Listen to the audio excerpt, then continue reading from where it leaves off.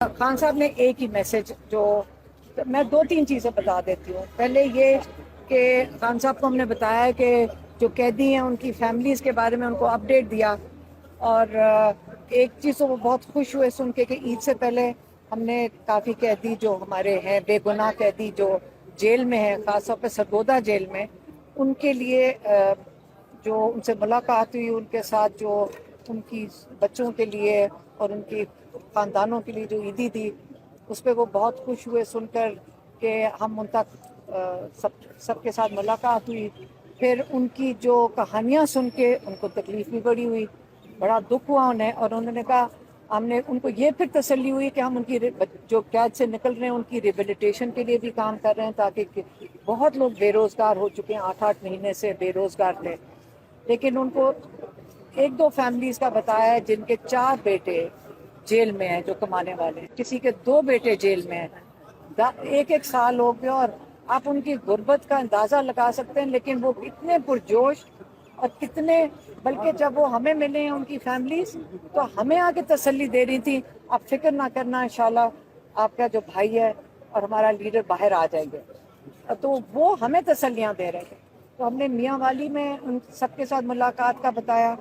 اور پھر عمران خان نے ایک ہی پیغام بھیجا، اور یہ اب میں وہ دینے لگی ہوں جو عمران خان کا اپنا پیغام ہے. انہوں نے کہا کہ پاکستان میں حالات جو ہیں یہ 1971 والے ہیں. یہی مجیب الرحمان جو جیت چکا تھا، حالانکہ اس کو کیمپین کرنے کی اجازت تھی. پرامن پرامن ہوا تھا، کیا کہتے ہیں، الیکشن 71 والا، 1971 کا پرامن الیکشن تھا. کیمپین کرنے کی بھی اجازت تھی، وہ جیت چکے تھے. تو اور 3 دن پہلے جبکہ یہ جب ثانیہ شروع ہونے لگا، اس سے پہلے کہتے 3 دن پہلے ہم خود بنگلہ دیش میں تھے. اور ہم نے میں گواہی دے سکتا ہوں کیونکہ ہمارا ان سے رابطہ ہوا کہ جو وہ باتیں بنگلہ دیش میں کر رہے تھے ہمیں پاکستان میں اندازہ ہی نہیں تھا کہ ان کے کیا تاثرات ہیں.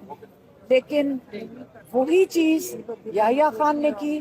وہ دیر تک کنٹرول کرنا چاہتا تھا، وہ ڈکٹیٹرشپ کرنا چاہتا تھا. اور اس نے جو تباہی کی اس وقت، انہوں نے جن کی سیٹیں تھیں اسے ادھر سے چھین کر ادھر پکڑا دی، ادھر سے چھین کے ادھر پکڑا دی. وہ یہ کہہ رہے تھے بالکل وہی سچویشن آج ہو رہی ہے. اور ہمیں یہ فکر کرنی چاہیے کہ یہ پاکستان کو کس طرف دھکیل رہے ہیں. جب آپ ایک کیا کہتے ہیں مورل اتھارٹی کے بغیر ایک حکومت کے اوپر بیٹھ جاتے ہیں، لوگ آپ کے ساتھ نہیں ہیں کیونکہ آپ نے لوگوں کا مینڈیٹ تو چوری کر لیا، تو پھر آپ فیصلے کیسے کریں گے اس ملک کے لیے؟ آگے بڑے اہم فیصلے کرنے کا وقت آ رہا ہے. ایک جیو پولیٹیکل سچویشن ہے پاکستان کے گرد، ہمارے بڑی سینسیٹیو سچویشن ہے، ہمارے ہمسائے کے اندر بڑی سینسیٹیو سچویشن ہے. تو وہ جب تک لوگ آپ کے ساتھ نہیں کھڑے، اہم فیصلے کیسے کیے جائیں گے؟ اور وہ اس لیے پاکستان کی ان حالات کے اوپر انہوں نے بڑی تفتیش کا اظہار کیا.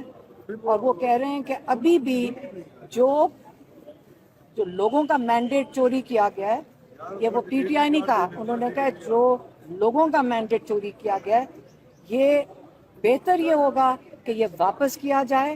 لوگوں کو یہ تسلی ہوئے کہ ہمارا جہاں ووٹ ڈالا گیا ہے، ہمارے اوپر اعتماد، جو جن کو ہم نے اعتماد دیا ہے انہی کو اسمبلیوں میں بٹھایا جائے اور پھر پاکستان کے اہم فیصلے کیے جائیں.